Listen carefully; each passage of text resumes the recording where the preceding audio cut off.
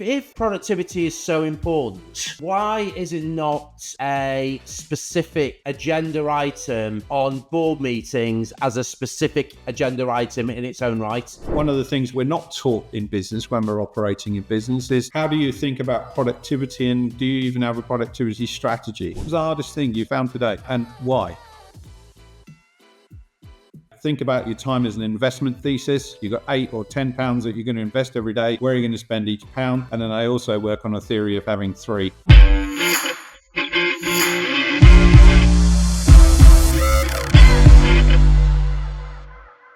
Hi, and welcome to episode 5 of The Life of a Business Leader. This is going to be a great session because I'm joined by Paul Murphy, who is the CEO of Jersey Business. And today we're going to be talking about how productivity fuels profits. This is such an important episode of The Life Business Leader. So firstly, Paul, welcome. Thank you for joining me today. Thank you for having me. Real pleasure to be here. Paul, I want to be really disruptive. You and I have known each other for a good few years now. I want to be really disruptive in just coming out the blocks fast and adding value for our listeners straight away. So the title we've got, How Productivity Fuels Profits. I think when I talk to a lot of business leaders, when they hear the word productivity, it's not the most sexy thing to talk about. Does it appear high enough on the list of when business leaders are thinking about how to drive the growth of their business? In the hierarchy, where does productivity fall?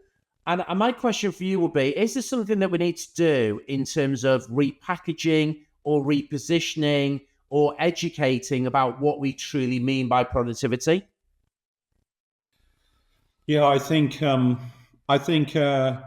sometimes, well, if we think about the origins of productivity as a measure, it's an economic measure, often used in those terms. And if we bring it to life and think about where it really appears in business, it's really not that often.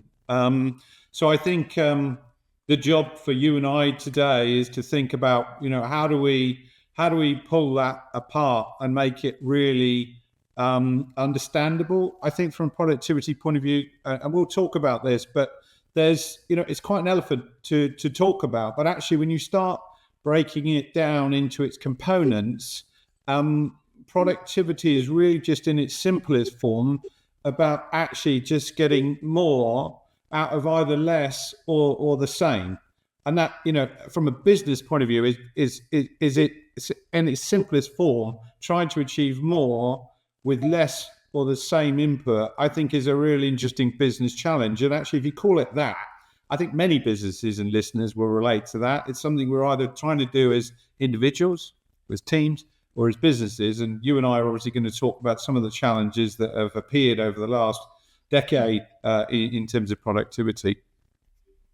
And you're absolutely spot on when you talked about it. I think people think about this productivity as being this super grand word that's bandied around, and we hear so much that in the UK particularly we're not as productive as other countries around the world. So I think you're right. I think it's elevated and people think about productivity at this level. What I want to do is make it real today, because I know that you are so passionate about this subject. I know you've done so much work on it in terms of reports and insight into it, and I know that you can make it really practical. So what I want to do is take productivity today and really put it on the table that says, a business owner, a business leader listening to our podcast today, what can they tangibly take away and do to repackage, reposition, and how they think about productivity in the business? And what are the practical things that they can do to go and address the words that we keep hearing about this productivity challenge? Yeah, I think it's a really interesting one. And I think there's probably a number of levels in which we need to unpack it and distill it. So I think the first one you and I have touched on is, what is productivity really about? And so it's about an organization thinking about, in terms of our inputs, we want to enjoy more from either lower inputs or the same level of inputs. And that, that's a leader's challenge, and many people will relate to that, either an individual team or an organizational level. But I think that's the first piece of it. And then actually when you start to think about is productivity something I should care about day to day? And if you really think about productivity, it's a day-to-day action. So in many ways, productivity is actually an input. And actually, what we need to think about is, okay, as productivity is an input in our days and our lives, we need to think about how much time are we going to spend to actually achieve more. And I know you talk about that a great deal. And obviously, productivity is really thinking about some of the factors there. I won't go into them yet because I think there's a key level of what's productivity and why should we care. Then I think there's a level of, okay, well, where is productivity today, and what do I need to do day in, day out? And productivity is actually an input. The output of high productivity is obviously something we want to enjoy, which is making more profit as an organization. So actually, if we look at leading indicators day in, day out, the lagging indicator will start to occur. So actually, if we really focus on productivity at all levels, then actually what we'll enjoy is some of that profit, and the way in which we can use that profit in an organization is really, really important. So, Paul, if we make this really real, because I guess productivity means different things depending on the industries and sectors that you also work within and what your business is in. So, for example, manufacturing has talked for years about Kaizen and continuous improvement and how we improve productivity in terms of automation and so forth. So, is it easier to understand in a manufacturing environment as a baseline in terms of really getting people to think about what productivity means? Is that a good starting point? I certainly think, when we think about efficiency and we think about process, which are two levers within productivity, obviously manufacturing has got incredible strength in managing the development of processes over time. So, when you start talking about Kaizen, when you start talking about Lean Six Sigma and lean methodologies, the origins of many of those come from the manufacturing environment. So it's a really great place in which to start thinking about, okay, as we go from an industrial era to a technology era, how can we actually bring some of those things into the workplace from a day-to-day point of view? And that's absolutely possible. And actually, in many organizations, that's true today. But it's certainly around process adoption, process mapping, and thinking about how you can use lean methodology in organizations to drive efficiency is really important. So two levers there. So there's process and there's efficiency, both of which are embedded in manufacturing, but of course really prevalent in high productivity organizations today. When you've got your processes really, really mapped, then actually you can do an awful lot more with your time, and your focus can change when you've got it developed, and obviously drives efficiency. So there's certainly two really, really important components. Yeah, I'll give you a real example, Paul, because I'd be interested in your take on this. So Jane was trying to make a payment the other day for a kids club for half term, and it was only a payment for £80, and the payment got blocked. So she called her bank, which in this case happened to be Santander, spoke to somebody there. They went, yes, your payment's been blocked because we just want it. It's just part of the processes and procedures. And you just happen to be the lucky number that's been called out in terms of doing our checks and procedures. And she went, okay, well, it is me trying to do the payment. So can you release it?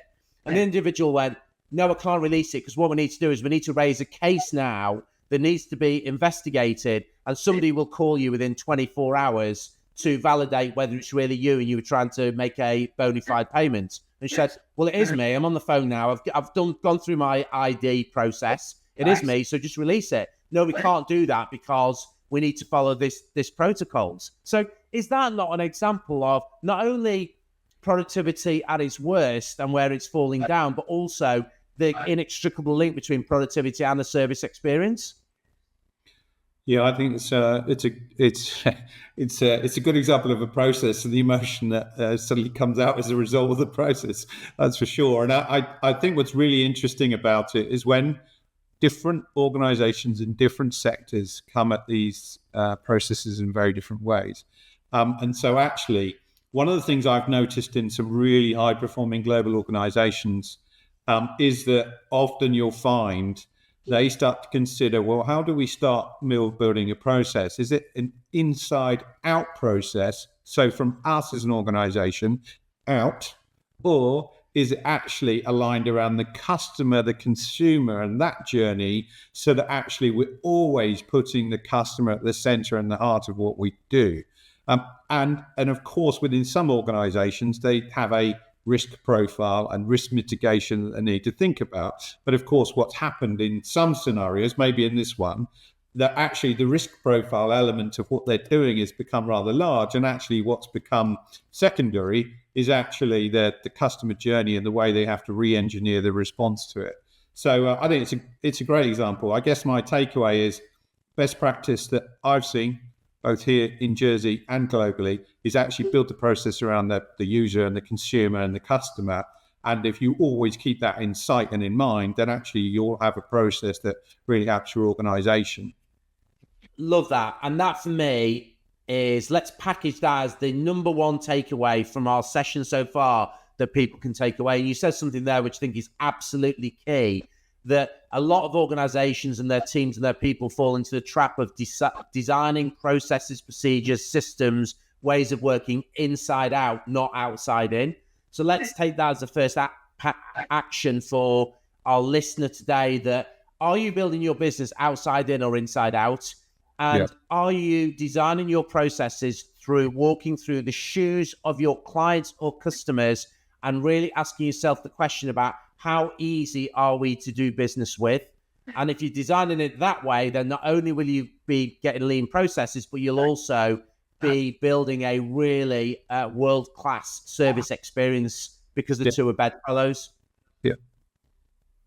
So I really like that, Paul. That's a great way of packaging up. So that's a golden nugget to take away. So continue down this theme of productivity. If you took let's take sport, for example, how would Pep Guardiola, Man City have just won 4 champion premierships on the bounce in terms of the league, how would he be thinking about productivity in terms of the performance of the team? Yeah, I think from a sports point of view, the one thing we don't see about productivity in sport is actually what they do to make sure that when they play the game, they play it, and they play it to win, and they play it well. So, any of those particular organizations are, great examples of, they spend time around the key levers. So, they'll work at the heart of the organization around culture, trust, developing that, so that when they actually go to play the game, they're at their absolute top. And, they know what they're on to do. They know their objective, and they know how long in which they've got to do it. So I think, Pep Guardiola is obviously celebrating, but I think from all the work that goes in, we probably only see a very, very small portion of what goes behind the scenes to make sure that they're at their peak performance. And you speak of that frequently, and I like to think of that sometimes as a really easy way of thinking about it. So I think at the heart of those organizations, many of us will have heard them talk, and many of the times it's about practice perfection, build the trust, build the culture, and this is the real heart of where productivity really starts and actually fails. Because if you haven't got that mindset, and you haven't got that culture, and you haven't got that clarity, then actually you can actually work on the nuggets that you and I are going to discuss, but you haven't got the framing right, and you haven't got the energy right, and you haven't got the will right as an organization, you probably need to back up and work on that a little bit more. So I think that's very much the heart of what we practice. Yeah, because if you took somebody like Phil Foden, Phil Foden, if he's not fit, he's not going to be productive on the pitch in terms of the ground he's going to cover. But what they will all have is, every single player will have their own dashboard about what are their productivity measures, whether that's the number of tackles they're going to make, the number of percentage of completed passes, the ground that they cover, not only the ground, but the speed with which they cover their ground. All those ultimately are metrics that allow them to measure their productivity and their performance, aren't they? They are. Yeah, they are. I think, and again, it's weird because we talk about that, and then it's really nice to talk about data, because actually the truth is there's so many data reference points there that actually, when you relax and just watch the event, you don't realize that actually people have been looking at data over time, measuring data, looking at PBs, looking at all those aspects, looking at runs, looking at time on the ball, looking at speed, looking at velocity, and all of those things are incredibly valuable. And actually they go to present that high performing team, and working on that on the sides mean that organizations and groups and teams and become highly effective. And actually, the nice thing is actually when you get really comfortable around that data, certainly I've been on a number of journeys where suddenly data becomes available within an organization, with a team, and you see absolute shifts in terms of mindsets and goal setting when you start to actually see more of that. So I'm assuming from where you're going with this now that you are a massive advocate in terms of data-driven leadership, and there's a hot-wired link between your performance and your productivity that can be clearly amplified and measured through having data integrity and having the right data sets. Yeah, it's really important. One of the things I learned when I was in tech was that I was lucky enough to spend a bit of time with Microsoft, and one of the points they made a lot was actually think about data both as input data and lagging data. Most organizations collect a huge amount of lagging data, but actually when you talk about productivity is an input. Actually, if you can create data around it and then create a data set that actually helps you look at the input, your chances by then measuring your inputs actually are that you will double or increase your profitability as an output. So actually, if you really care about your input data, you're probably going to establish your goal. The reality is if you're waiting just for the output data or the lagging data, you might well miss it. So actually productivity is either a data set or as an input or both. If you take both, I think you're in a phenomenal position to develop success and develop the profits. So Paul, question that intrigues me is if productivity is so important, why is it not a specific agenda item on board meetings, at strategy sessions as a specific agenda item in its own right? Because I don't see it there. I can see it potentially sitting behind the lines, but I don't see it as being called out as a specific agenda item in its own right. So the question is, why not? And do you think it should be? I certainly, coming at that reverse order, I certainly think since the time I've been doing more and more research with the team at Jersey Business around productivity and also Jersey Gov, it's really apparent to me that it's not something we have necessarily on our agenda. And when we started exploring the concept of productivity, it's been a real journey. So I'm really pleased to be able to talk about it in this way today to help it further. But actually, I think one of the things we're not taught in business when we're operating in business is how do you think about productivity, and do you even have a productivity strategy? And we've asked quite a number of businesses around, do you have a productivity strategy? And the answer more often than not, in fact, is no. So I think the reality is that we do need to think about productivity. It's been declining globally since the year 2000. In Jersey, since 1998, it's declined. So if we think about our current inputs and we continue on the same trajectory, we might well get the same results. So I think we do need to think about, well, what's the change and what could be the change?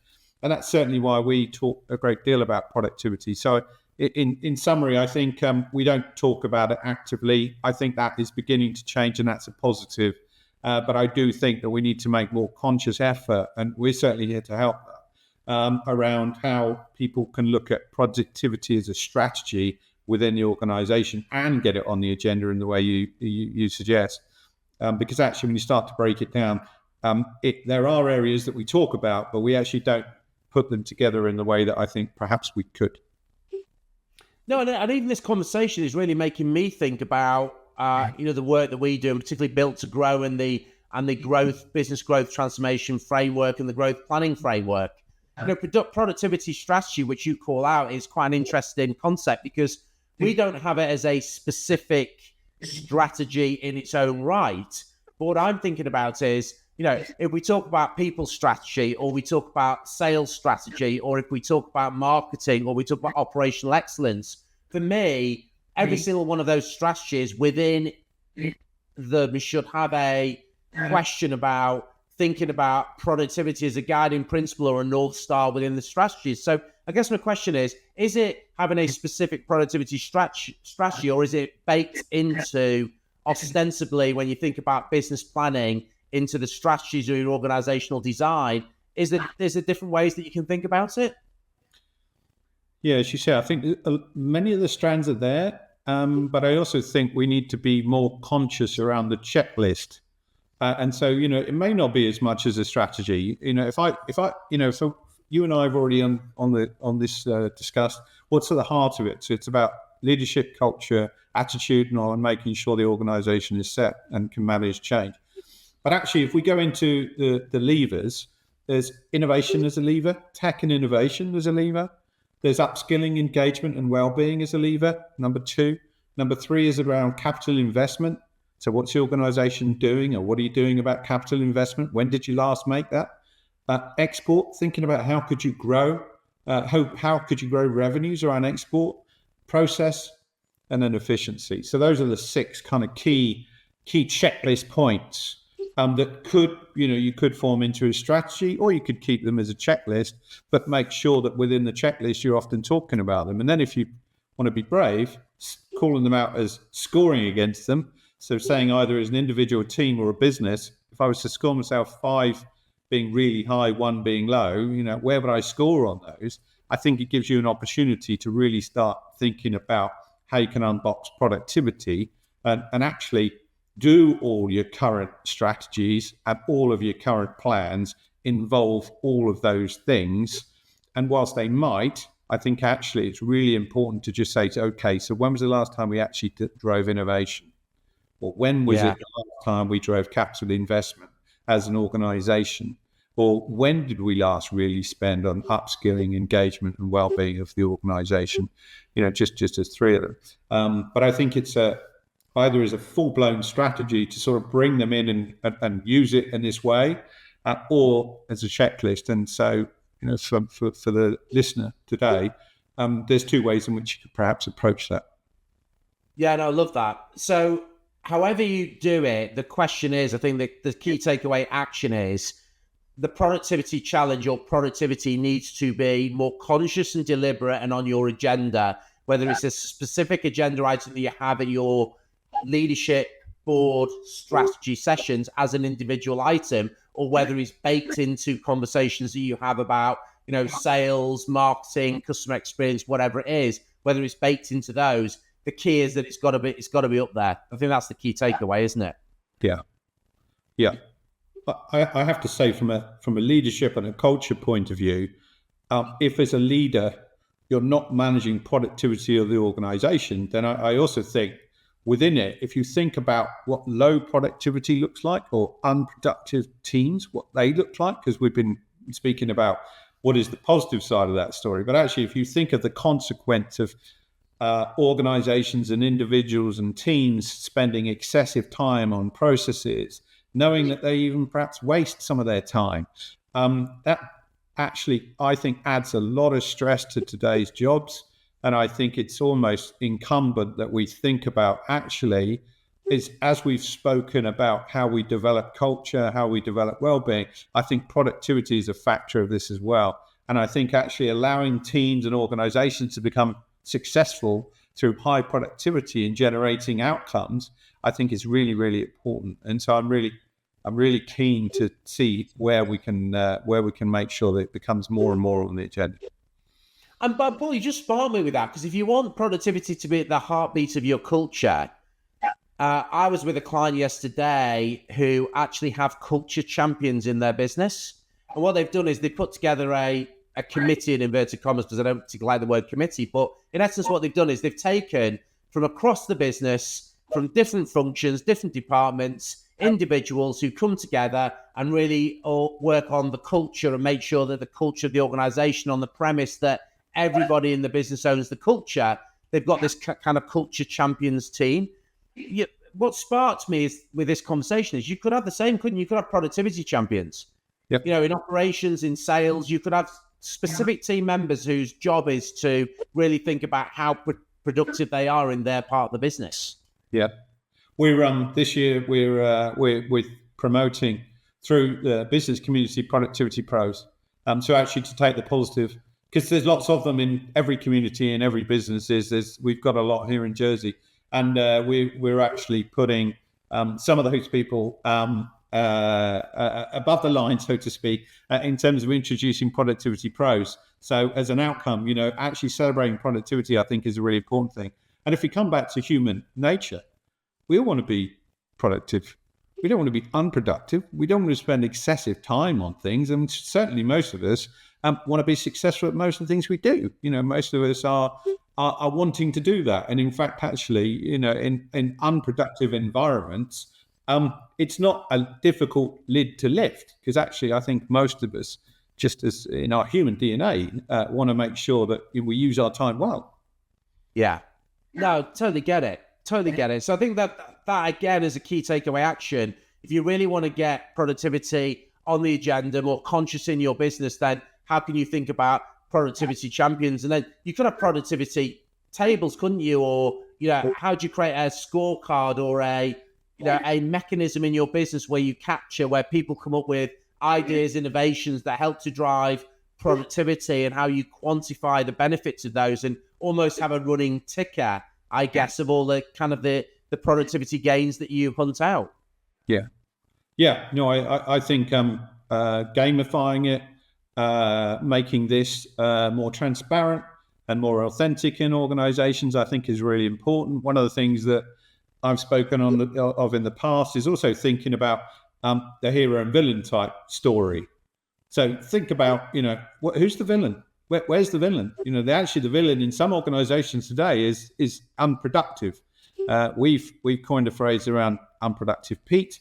And actually, we've done some cartoon series. As unproductive Pete is cutting the lawn with a pair of scissors or cooking rice 1 grain at a time. But actually, just have a bit of fun around it. But actually, also to make it okay to talk about low productivity or unproductive organizations or parts of a process, so that actually teams can actually get behind and say, actually, no, we don't want that villain in the business. We don't want that in the organization. And then, to your point, people can actually, and teams and individuals can really start to celebrate the hero.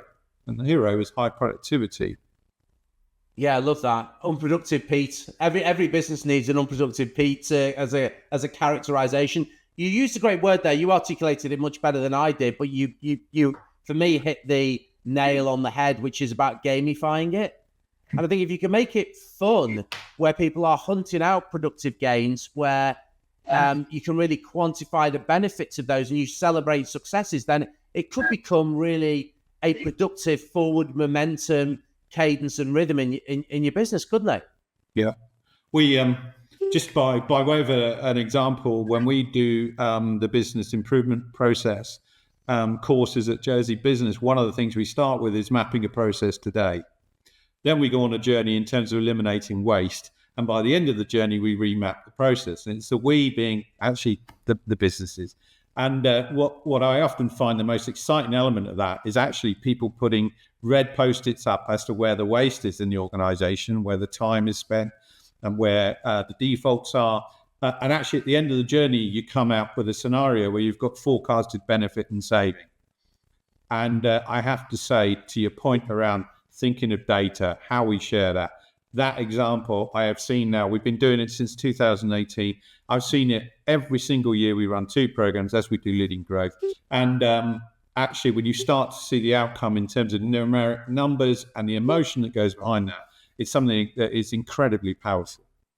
Yeah, no, get it. Totally get it. And Paul, question, is there any correlation between the life cycle of your business and what stage you're at in your business journey versus your productivity, your efficiencies? And I suppose what I'm getting to is, do you find that businesses that are older, more mature are less productive because poor habits and behaviors or processes have evolved, or layers of bureaucracy and red tape? Is there anything for our listener here thinking about when you are a young business and you're a startup, you're agile, fast and dynamic, and does marginal erosion creep in as your life cycle of your business goes through its years? Yeah, I think it's really interesting because at the startup end, you've got the agility and the passion and the revenue lift off that you often get at that end. And what can happen there is actually, if you don't set your business up for success at the beginning, you can make a few mistakes. So while you've got the agility, you might not have all of the wisdom and the experience. So from a process point of view, really great to bake it in really early, because it creates an opportunity. And I think, and there's a bit of a characterization, but I do think sometimes that isn't something that's done early. And so won't necessarily have that. But actually, as you move through that at pace, what can happen is some of your scaling and your competency of scaling will actually be impacted as a direct result of not having that clarity. So I think at that end, I think those, so the positives are agility and speed, and the ability, I think, is always there. I think the downside may be that it gets left to one side as the organization and the team and the business develops. And that's an interesting trade-off and a decision that needs to be made. But I'd certainly advocate, as I know you would, building that in at very early stages is really critical, enables a lot of clarity and a lot of scaling benefit. I think if you go the other end and you take the maturity question, again, a characterization, but within processes, I think it's a bit like living in the same home for 30 years and sort of living through it, and you begin to not notice where some of the deficiencies are and so whether the efficiency gains might be. And actually, if we also come to systems, systems over time gets developed. And actually, many organizations that I've seen, in some of our team at JB will have seen, get to a stage where they've got a lot of point solutions or a lot of technical solutions in an organization. And after a point, certainly there is a tipping moment when they may not be doing all of the things you need to do. And so it can be a brave moment when you say our software or our tech or our processes actually aren't working for us. That takes a leader and a management team to say, well, hang on, we're really going to need to do some under the bonnet work within the organization to get this right. So there's some big resets. And of course, the time for change at that end is always difficult, because you're talking about impact across lots of facets and sizes of organizations. But I think the two are really important. So they come with very different. I think they come with different challenges. But I think the truth is, process and efficiency, both at the startup and the scaled end, is really important. But they have slightly different impacts.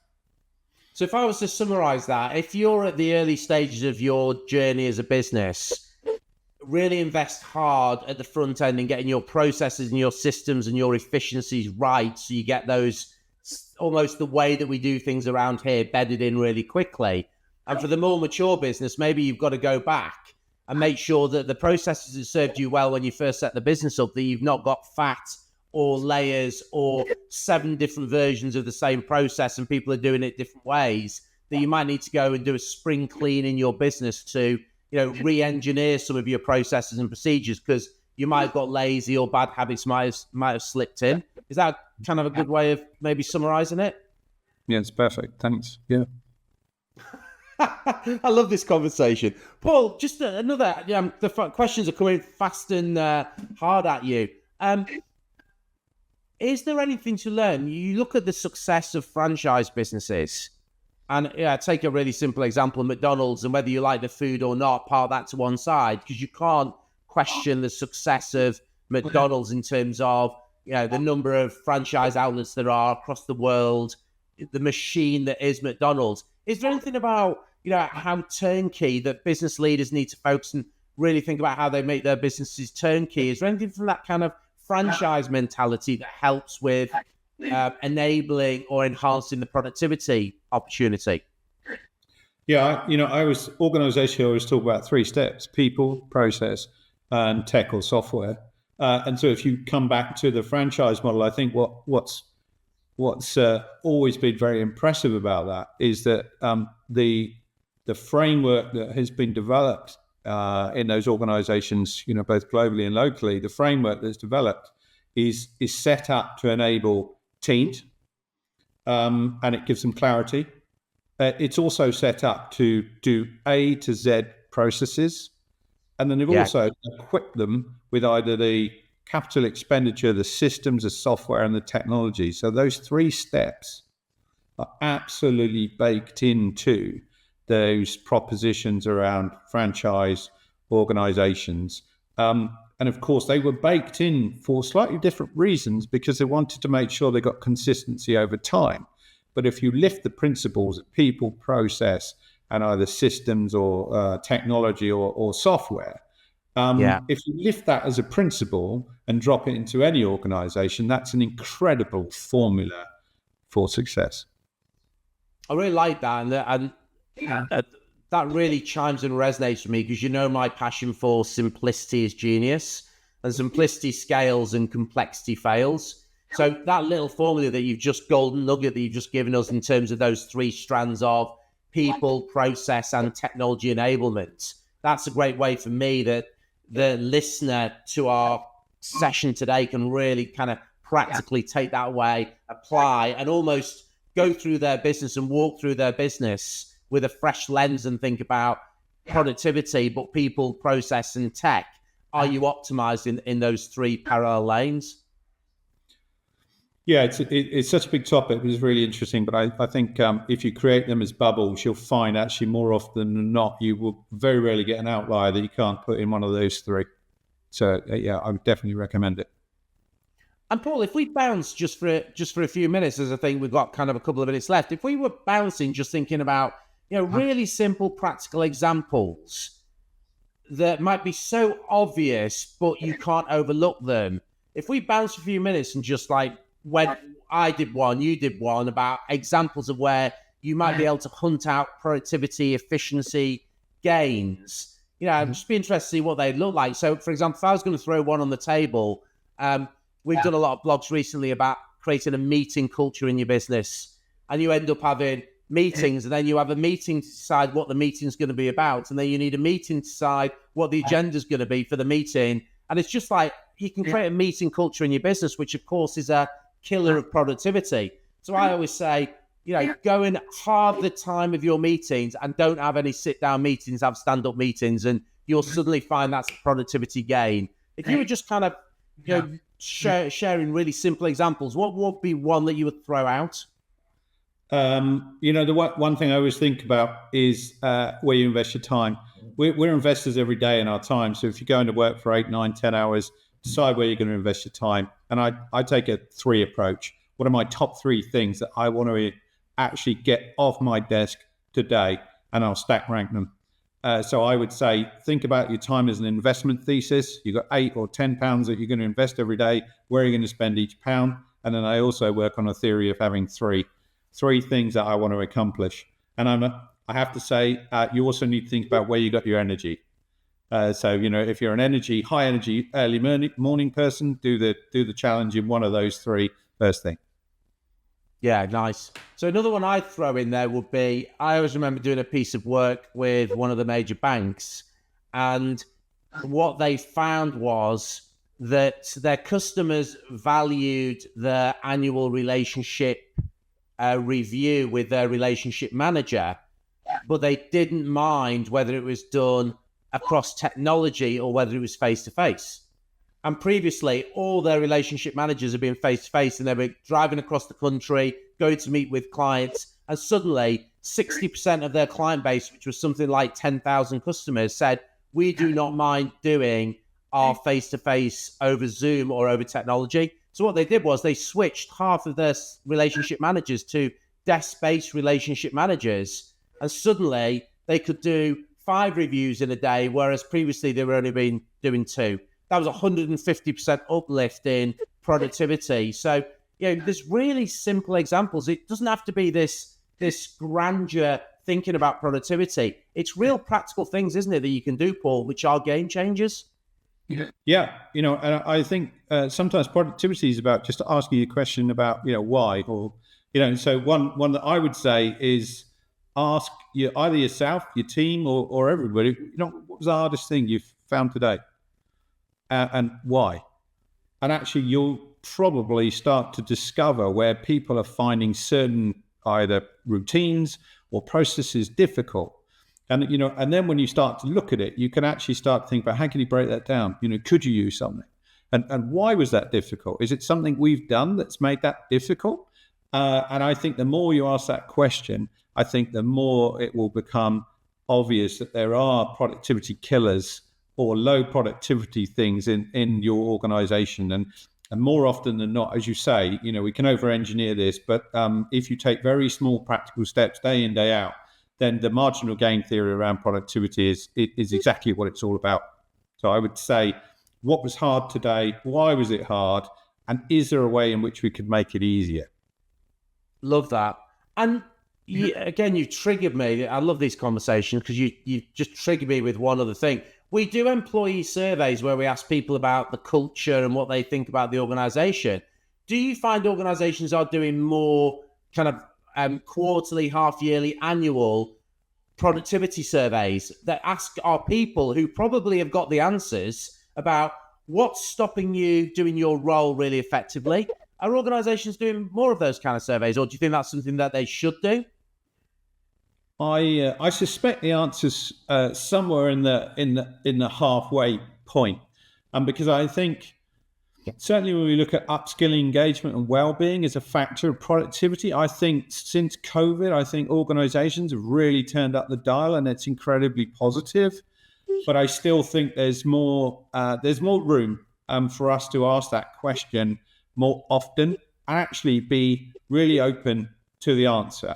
And from a leadership point of view, sometimes it's very tempting to try and fix everything all at once. But the reality is it won't be. It might have taken 5 or 10 years to bake in. It's not going to take 5 minutes to break out. But I think it's important to start opening up to the authenticity of that, because actually, certainly when we do surveys, there's a lot of people within organizations that are really aware that they're wasting time and energy in money and profits on tasks that actually could be improved upon. So there's more opportunity, I think, for all of us to be able to do that and uncover it and drive productivity as a result. Love it. I've got one final question for you, and I know I keep putting you on the spot. Imagine off the back of this conversation, a MD or a CEO of a business says, Paul, could you come and spend an hour with me? I like what I've heard, and I like the link of how productivity fuels profit. Could you come and spend an hour with me and give me a kind of framework or structure or ideas if I was to create a 30, 60, 90-day plan in my business to start to get some momentum and start to get people more conscious and deliberate about thinking about productivity? Where do I start? And you haven't got an hour, but what would you say to them? I think I would say there's a productivity scorecard on the Jersey Business website. It's got 6 key levers on it. Score yourself 1 to 5. Then stack rank your priority off the back of that. And then actually we're going to talk about it. The Jersey Business team are always engaged around this topic. And actually, I think the start point is do the scorecard, score it honestly. Maybe you want to do a few versions and ask some of your team as well, so you get a different perspective, and then actually come in and say, okay, I average score on this particular lever, this out of 5, and then stack rank it. And actually, if you're authentic and honest, I think that's where the journey begins. And there's a lot of expertise and specialist support here in Jersey and around Jersey to enable people to go on that journey. So I would start the journey with the results of the scorecard. Brilliant. And my one that I would say is make sure for any business leader listening to this that productivity is absolutely one of the top agenda items on your strategy board, executive leadership meetings now, and do what Paul said there in terms of go to the Jersey Business website, download the checklist and complete that, and that will give you a good starter for 10. And like we always say, Paul, it's about momentum, isn't it? It's just starting with, if you start with something, then you will build from there. But it's absolutely, if you really want to deliver a business that will deliver accelerated, sustained, and profitable growth, then productivity is as important as focusing on where your revenue is going to come from, because it will allow you to build a lean business. So, Paul, listen, a real pleasure. Thank you. That was 44 minutes of just gold dust, I think, for our listeners. Why productivity fuels profits. Thank you so much for coming on. If people wanted to reach out to you personally, would you be happy for them to do that? And how do they best do that? Yeah, of course. So the Jersey Business website, it's got all our contact details on it. I'm on there. The rest of the team are on there, and we're here and designed to do that in terms of support and help. So I and the rest of the Jersey team are always keen to talk productivity and support wherever we can. So thanks for the opportunity. No, brilliant. And thank you for giving up your time to come on today. It was a really great session. From me, Royston, the host of The Life of a Business Leader. Until next time, goodbye for now.